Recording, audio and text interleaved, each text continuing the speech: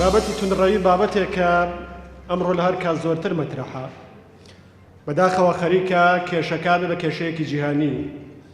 لە ئاستی جیهانە تونڕەوەکان بەرەو هەڵکشانە چن هەر لە هەڵبژاردنەکانی خۆرئاوا و بگرە و ئەمریکاشی هاتە سەر و ڕەنگە فەڕەنساشی بێتە سەر و بە شێوەیەکی گشتی جۆرە لە بزوتنەوەی تونڕایەتی و ئەوەی پێڵێن پۆپۆلیستی و عەوامگرایی و دەمارگیری و ڕەتکردنەوەی بەرامبەر و ئەوانە خەریکە ببێ بەیەکێ لە مەترسیە گەورەکانی سەراستی جیهان لەم ڕۆژگارەیە. ئێمە لێرە ناتوانین بە گشتی باسی تونڕەوی بکەین بە شێوەیەکی گشتی تەنها ئاماژەی پێەکەین بە بڕوای ئێمە وەک لە سەرەتای بابەتەکە دیارە تونڕەوی لە هەر بەرگێکا بێ تونڕەوی ئاینی بێ نەتەوەیی بێ فکری بێ ناوچەیی بێ عەشیرەت و خێڵ و مەزەب بێ بە جۆرێ لە جۆرەکان لە فۆرمی جۆرا و جۆرا بە شێوازی جۆرا و جۆر کێشەی لەگەڵ مرۆڤایەتی مرۆڤە هەیە ناتوانێت دان بنێ بە مرۆڤە وەک مرۆڤ وەک ئەوەی خوای گەورە بەدی هێناوە وەک ئەوەی هەیە بەڵکو کێشەی لەگەڵ مرۆڤایەتی خۆشی هەیە یعنی کەسی تونڕە و کێشەی لەگەڵ مرۆڤایەتی خۆشی هەیە ئێمە بەم سەرەتا و دیدگایە دەست پێەکەین و ڕەنگە کێشە قوڵەکەی تونڕەویشەوە لێرە دەست پێ بکەن بێگومان تونڕەوی مەبەسمانە بێت چەند پێناسەیەکی سەرەتا بکەین بۆی بچینە نەو بابەتەکەمانەوە مەبەسمان لە تونڕەوی دەرچوونە لە پێوەر و فکر و بەها و نۆرم و شێوە ژیان و ڕەفتاری باوی ناو کۆمەڵگا بە شێوەیەکی گشتی و خۆدابڕاندنە لە ئەو شتە و خۆجیاکردنەوەیە لە زۆرینەی کۆمەڵگا و ژیانی نۆرمەڵ ژیانی ئاسایی هەمیشە دابڕان بەشێکە لە تونڕەوی کەسی تونڕە و خۆی دابڕێ لەگەڵ بەرامبەرەکانە لێرەشەوە تونڕەوی لەگەڵ چەمکێکی ترا تێکەڵە بێ کە چەمکێکی سایکۆلۆژی و کۆمەڵایەتیە لە بواری دەروونناسی و کۆمەڵناسی و ئەوانەیە بە تایبەتی دەروونناسی و هەتا فەلسەفەشا قسەی لەسەرەکرێ کە ئەویش چەمکی نامۆبوونە تونڕەوی تا ڕادەیەک یەکسانە بە نامۆبوون یاخو لە چوارچێوەی ئەوەیە گەشاکە کەسی تونڕە و نامۆیە بە زاتی مرۆڤایەتی خۆی نامۆیە بە سەردەم نامۆیە بە کۆمەڵگا بۆیە تونڕەوی و کەسی نامۆش یا ئەم دۆخەوای لێەکە پاڵ باتەوە گۆشەگیر بکە و دابڕێ لە ژیانی کۆمەڵایەتی و بەسەر خۆیان دابخرێ و ببێ بە کەسێکی نێگەتیف و نەرێنی یاخو بەرەو توندوتیژی و شۆڕش و یاخیبوونێکی نامەنهەجی بڕوا بە جۆرێکە تۆڵە لە کۆمەڵگا بکاتەوە و بیەوێ ئەو شتە ڕیسپەڕ و ئیستیسنای و نەئاسەی خۆیەتی بە زۆر بەسەر کۆمەڵگا بسەپێن تونڕەوی وە گەوانەی و بارانەوە قسەیان کردووە فکری تونڕەوی بە زۆر شتە ئەناسرێتەوە کەسی تونڕە و کەسێکە کە خاوەنی بیر و باوەڕێکە ڕەها خۆی بە حەقی ڕەها زانێ پێی وایە ئەگەر ڕاستی و حەقا بێ لە چوارچەوەی بۆچوونەکەی ئەوە کوور دەبێتەوە دووەمیان قبوڵی هیچ بەڵگا سازی و مناقەشەیەک ناکە بۆ بیرروڕاکانی سێمیان پێی وایە بیرروڕاکانی بۆ هەموو کات و شوێنەیەشێن ئەمە شتێک نییە بڵێ پەیوەندە بەم کات و بەم شوێنەوە و یەکێ لە جەوهەرەکانی ترۆر و تونڕەوی سەردەما ئێرەیە چکم بیرروڕاکانی ئەو زۆر جار مێژوو بەجێی هێشتون مرۆڤایەتی بەجێی هێشتون بەس ئەو پێی وایە بۆ هەموو کات و شارێک گونجاو چوارەمیان هەموو جیاوازیەک لە ڕاوبیرروڕایە بە شێوازێکی تند ڕوبەڕوویە بێتەوە لەبەرەوەی بڕوای بە جیاوازی بیرروڕا نییە بڕوای بە بۆچوونی بەرامبەر نییە یەکێک لە خەسڵەحەرەتە سەرەکیەکانی تونڕەوی بڕوای بە بۆچوون و ڕای بەرامبەر و جیاوازی نییە جیاوازی سەرکوتەکە جیاوازی بە ماف نازانێ یەکێک لە خەسڵەتەکانی میانە ڕەویش بڕوابوونێتی بە جیاوازی نەکرد بڕوابوونێتی بە مافی بەرامبەر یەزانێ کە جیاواز بێ لەگەڵ ئەمە مەسەلەیەکی تر ئیدانەکردنی هەموو بیر و باوەڕ و بۆچوون و تێگەیشتنێکە بۆ ژیان و دین و ئینسان کە جیاواز بێ لەگەڵ بۆچوونەکانی ئەمە و خاڵی کۆتایی هەوڵدانە بۆ ئەوەی کە بیر و باوەڕ و بۆچوونەکانی خۆی بە زۆر لە ڕێی هێزەوە ئەگەر توانی بەسەر کۆمەڵگایە بچەسپێنێ خۆ جاری وا هەیە ئەگەر نەیتوانی بیر و ڕاکانی بە زۆر بسەپێنێ ئەوە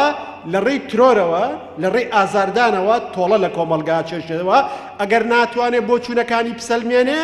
بەسەریانە پسەپێنێ خۆتوانێ ئاساییشیان لێوەرگرێتەوە خۆتوانێ ئەمانیان لێوەرگرێتەوە خۆتوانێ بیان خاتە دۆژێکی نیگەرانی و قەلەق و ترس و دڵڕاوکەی ئەوەوە کە ئەویش بە جۆرە لە جۆرەکان لێستانەوەی بەشێکە لە ژیان ئەگەر لێستانەوەی هەموو لە ژیانیش نەبێ ئەی مرۆڤ چییە؟ مرۆڤ بەو کائینە خوایە ئەوترێ کە خاوەنی عەقڵە ئیرادەیە ئازادیە توانای بیرکردنەوەی هەیە توانای ژیانی کۆمەڵات توانای قسەکردن و دەربڕینی هەیە و توانای دروستکردنی شیانێتی و نۆرم و چوارچێوە ژیانکردنی هەیە. ئەمە مرۆڤە. مرۆڤ بە زۆر خەسڵە دەناسرێتەوە. گرنگترینیان ئەوەیە کە عەقڵە کە خوا پێیەوە کە ئەتوانێت تەجرید بکە، یعنی بە ئەبستراکت بیر لە شتەکان بکاتەوە و ئەتوانێت چارەسەر بۆ کێشەکانی خۆی دابنێ و زمانە کە ئەتوانێت کولتوری خۆی پێدەوڵەمەندکە و هەروە تێگەیشتن دروستکە و زۆر شت لە چوارچێوەی زمانە و هەستی ئەخلاقیە.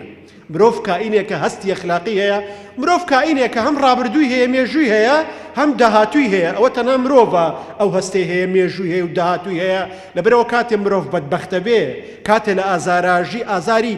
ڕابردوو ئێستا و داهاتوو هەڵەگرێ زۆر گرێ. هیچ حیوانێکی تر هیچ ئاژەڵێکی تر بە شێوەی مرۆڤ عەقڵی نییە، بە شێوەی مرۆڤ هەستی ئەخلاقی نییە و بە شێوەی مرۆڤ توانای دەربڕینی نییە. بۆیە کاتێ تۆ ئازادی سنووردارەکەی ئازادی دەربڕین، بۆیە کاتێ تۆ ئازادی بیکردنەوە عەقڵ سنووردارەکەی، بۆیە کاتێ تۆ هەستی ئەخلاقی دێنیتە خوارەوە، بەو ئەندازە مرۆڤ لە مرۆڤ بوونەخەی.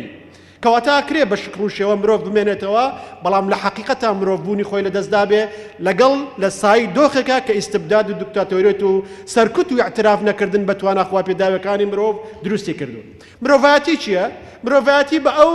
سروشت و بەها و تەبیعەتە ئینسانی ئاوترێ کە پەیوەستە بە مرۆڤ خۆیەوە وەک مرۆڤ، وەکە ڕێز و بەها و گەورەی مرۆڤ دیاریەکە، ئەوەش مرۆڤایەتیە. ئەمە وەکو زاراوە وەکو مەدخەلێ بۆ چوونە ناو بابەتەکەی خۆمانەوە. لێرەوە ئەگەر بابەتەکەمان کورتکەینەوە لێرەوە چۆن تونڕەوی بەم خەسڵەت و پێناسانەوە کێشەی هەیە لەگەڵ ئەم مرۆڤەی کە پێناسەمان کرد، لەگەڵ ئەو مرۆڤایەتی ئەم مرۆڤەی کە پێناسەمان کرد. بۆچی ئەم کێشانەی هەیە؟ تونڕەوی لەبەرەوەی کە دۆخی نائاساییە، دەرچوونە لە دۆخی میانەڕەوی و لە دۆخی دادپەروەری، لە دۆخی دادپەروەری و لە دۆخی خۆشەویستی، لە دۆخی خۆشەویستی. لەبەرەوەی خۆشەویستی ناگونجێ لەگەڵ هەستی دوژمنایەتیە، هەروەکو پسپۆڕانیا ئەو بوارایڵێن، ناگونجێ لەگەڵ ڕوحی دوژمنایەتیە، ناگونجێ لەگەڵ ڕوحی ڕقلێبوونە، ناگونجێ لە ڕووی ڕوحی تەحەکوم و کۆنتڕۆڵکردنی بەرامبەرە و هەروەها ناگونجێ لەگەڵ فەرامۆشکردنی بەرامبەرە. خۆشەویستی لەگەڵ ئەم شتانەیە ناگونجێ. لەبەرەوە تونڕەوی بە جێهێشتنی دۆخی خۆشەویستیە، بە جێهێشتنی دۆخی میانەڕەوی و ژیانی ئاساییە. تونڕەوی ئێوێ کۆمەڵگا بە جۆرێ ئاراستە بکە کە لە دۆخی ئاسایی و سروشتی خۆی دەرچێ، بەردەوام لە جەنگا بێ، بەردەوام ببێ بە سەربازگە. لەم خاڵانەی خوارەوە بابەتەکە ماکوور دەکەینەوە کە چۆن تونڕەوی. بە تایبەتی من باسی تونڕەویەکەم بە شێوەیەکی گشتی. تونڕەوی یەک بەرگەی نییە و تونڕەوی لە ئێستاوە بۆ کاتێک ترە گۆڕێ و لە کۆمەلگایەکەوە بۆ کۆمەلگایەکی ترە گۆڕێ. ڕەنگە ئەوەی لە کۆمەلگایەکە تونڕەوی بێ، لە کۆمەلگایەکی ترە تا ڕەدێ پێوەرە ئەخلاقیەکان قبوڵیکەن و ئەوەی لە 50 ساڵ لەمەوە پێشە میانەڕەوی بووە ئێستا تونڕەویە لە هەندێک شوێنە، هەتا لە بازنەی فکری ئیسلامی و فکری غەیر و ئەم جۆرە شتانە. لەبەرەوەی بەردەوام چەمکێکە لە گۆڕانایە. تونڕەوی و میانەڕەوی ئەوانە بەردەوام ناوەڕۆکی نوێ پێیاکەن لەو بابەتەکەی خۆیانەکە ئێمە ناچینە ناو بابەتەوە بە شێوەیەکی گشتی. یەکەم کێشەی تونڕەوی لەگەڵ مرۆڤە ئەوەیە ناتوانێت اعتراف کە بە کەرامەتی ئەسڵی خواپێداوی مرۆڤ بە مرۆڤ. ناتوانێت مرۆڤ وەک مرۆڤ ببینێ پێش ئەوەی مسلمان بێ، باوەڕدار بێ، بێباوەڕ بێ، کورد بێ، عەرەب بێ، ئینگلیز بێ، سوننە بێ، شیعە بێ، بوزی بێ، ژن بێ، پیاو بێ، فلان خێڵ بێ، فلان ناوچە بێ، ناتوانێت مرۆڤ ببینێ وەک مرۆڤ. وەلەقەد کەڕەمنا بەنی ئادەم ناتوانێت ببینێ. ناتوانێت ببینێ. کە ناتوانێت مرۆڤ وەک مرۆڤ ببینێ کە خدا مرۆڤی بەدیێناوە، خوا مرۆڤی وەک مرۆڤ بەدیێناوە. خۆ بوزیەکان شەیتان بەدینە هێناون و شەیتان خالقیان نییە، بێباوەڕەکان شەیتان خالقیان نییە. خەڵکانی تر ئەی کە کاتە ئیعتراف بە دانانە بە مرۆڤایەتی مرۆڤە و کەرامەتی ئەسڵی خواپێداوی مرۆڤ کە مرۆڤ بە حکمی مرۆڤ بوونی هەیەتی ئەچێ بۆ کوێ؟ ئەچێ بۆ مامەڵەکردن لەگەڵ مرۆڤ لە ڕێی شوناسە لاوەکی و فەرعیەکانیەوە. بۆ نمونە مرۆڤی کافر، مرۆڤی شیعە، مرۆڤی سونی، مرۆڤی عەلمانی، مرۆڤی ئیسلامی، مرۆڤی باوەڕدار، مرۆڤی بێباوەڕ، مرۆڤی عەرەبی، مرۆڤی کوردی، مامەڵاکە لەگەڵەو فەرعیانەوە. کەوتت کافر کە ئەنەما مرۆڤ نەماوە بۆ دەمارگیرە تونڕەوە دینیەکان. کەوتت سونە کە ئەنەما مرۆڤ نەماوە بۆ دەمارگیرە فاشستە شیعەکان و بۆ دەمارگیرە فاشستە سونیەکانیش بەرامبەر شیعەکان. بۆ دەمارگیرێکی عەرەب بەرامبەر بە کورد بۆ دەمارگیرێکی مەسەل سربی بەرامبەر بە بۆسنیەک ئەمە یەکێ لە کێشەکانە لەو ڕوانگەوە بۆیە تێڕوانینەکانی ئینسانی نامێنن دووەمیان ناتوانێت کۆمەڵگای مرۆڤایەتیش ببینێ کە ئەم مرۆڤایەتیە ئەتوانێت کۆمەڵگایەک پێبێنێ و لەسەر ئاستی جیهانە باز لە عەدالەتی ئەخلاقی بکە و لە کۆمەڵێ نۆرما هاوبەش بێ و ئێمەش هاوبەشی و مشتەرەکاتمان لەگەڵ ئەم مرۆڤایەتی هەبێ شتێک کە هەمومان پێمانەوترێ خێزانی مرۆڤایەتی لەبەر ئەوەی هەمومان هەتا لە ڕووە دینیەکەوە لە یەک سەرچاوە هاتوون لە یەک دایک و باوکەوە هاتوون هو الذي خلقكم من نفس واحدة ئەم لەسەر ئاستی نەفسە ناتوانێ ببینێ وەکو پێغەمبەر دووری خوای لەسەر بێ کاتێ تەرمی پیاوێکی جوولەکەیان هێنا لە شوێنە دانیشتە بوو لە بەری هەڵسا هەندێک لە هاوڵەکان کە هێشتا بەرز نەبووبوونەوە بۆ ئاستێ گەیشتنی ئەو فەرمویان ئەو پیاوە جوولەکەیە بۆ لە بەری هەڵستی فەرمووی ئەلەیسە نەفسەن بە تەعبیری ئێستا ئەلەیسە ئینسانەن ئایا ئینسان نییە خوا ڕێزی لە ئینسان گرتووە نە لە ئینسانی موسڵمان و جوولەکە و ئەوە یعنی ئەمە جوولە بە خودی ئینسانی بوونی خۆی لە ڕاستیا خوا ڕێزی لێگرتووە ناتوانێت کێشەیەکی تر تونڕەوی ناتوانێت اعتراف بکە بە واقعی مرۆڤ واقعی فرەڕنگ کە مرۆڤ حەزی هەیە ئارەزووی هەیە عەقڵی هەیە ڕوحی هەیە نەفسی هەیە ڕەهەندی مادی هەیە ڕەهەندی معنەوی هەیە ناتوانێت مامەڵە لەگەڵ واقعی مرۆڤ بکە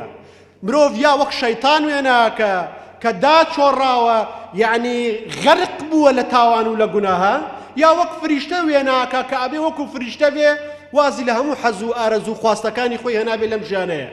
ناواقعیە تونڕەوی لەبەرەوەی لە حاڵەتی نۆرمەڵ و عەدالەت و میانە ڕەوبوون دەرچوونە ناتوانێت بە واقعی مامەڵە لەگەڵ ئینسانە بکە خاڵی چوارەم بۆ ناتوانێت مامەڵە لەگەڵ ئینسانە بکە لەبەرەوەی ناتوانێت ئیعتراف بە فرەڕەنگی ژیان بکات تونڕەوی ئینسانیش خوا هەموو ئینسانێک سیمایەکی پێداوە چەند ملیار ئینسان هەیە ئەوەنە ملیار شێوە لەم ئینسانە هەیە ئەوەندەش حەز و پێکاتە و ئارەزوو و میزاجی ئینسان هەیە لەم سەرزەویەیە کەواتە ناتوانێت ئینسانێکی فرەناسنامەمان بۆ وێنا بکە من لە یەک کاتە موسڵمانم لە یەک کاتە کوردم لە یەک کاتە ڕۆژهەڵاتیم و لە پێش هەموویانە ئینسانم یعنی من لە یەک کاتە کۆمەڵە ناسنامەم هەیە من ئەگەر هەوڵدەم بۆ سەربەخۆی کوردستان ئەبێت چۆن ئەمە پێچەوانە بێ لەگەڵەوەی من هەوڵ شانازی بە موسڵمانبوونی خۆمەوە بکەم